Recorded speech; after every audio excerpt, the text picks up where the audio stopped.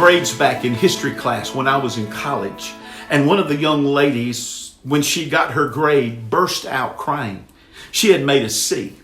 Now, from what I could tell was going on, everybody around me, including me, made a C. When asked about the grade, the professor responded, "What's wrong with a C? After all, most of us are just that, average." Average? How does it make you feel to be labeled or called average? I found some stuff that happens on an average day. Did you know Americans consume 90 acres of pizza in a day? The average child laughs 400 times a day, while the average adult laughs 15. And an average baby will use 4,500 disposable diapers before it's potty trained. Now, there's a story in the Bible that talks about the selling of sparrows. One instance is found in Matthew 10:29. The other is in Luke 12:6. One story says that 2 sparrows are sold for a farthing. The other says 5 sparrows were sold for 2 farthings. I first thought that maybe there was a mistake made, because if you sell 2 birds for 1 money, then you would sell 4 birds for 2 monies. But what about the 5th bird? Well, it really is a marketing technique. To get people to buy more, you give them a deal. You throw in an extra sparrow for the money. And I started thinking, wonder how many people feel just like the extra one that was thrown in for good measure. Maybe you consider yourself just average, or even maybe below average. Maybe your self-esteem is not really high. Well, I just wanted to take time to tell you that God has made us all, and in His eyes, we are all top of the line.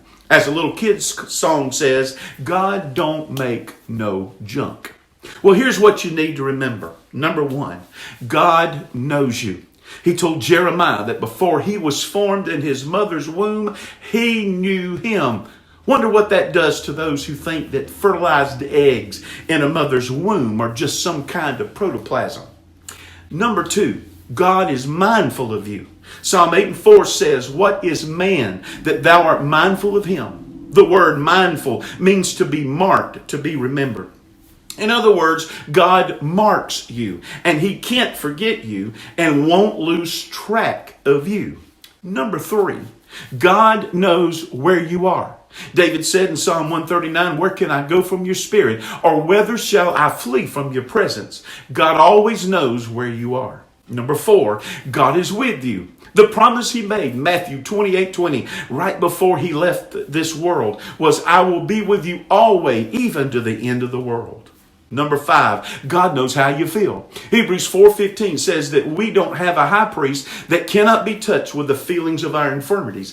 In other words, God, because of Jesus' intercession, knows the predicaments and the situations that we are in, and it moves Him because of them.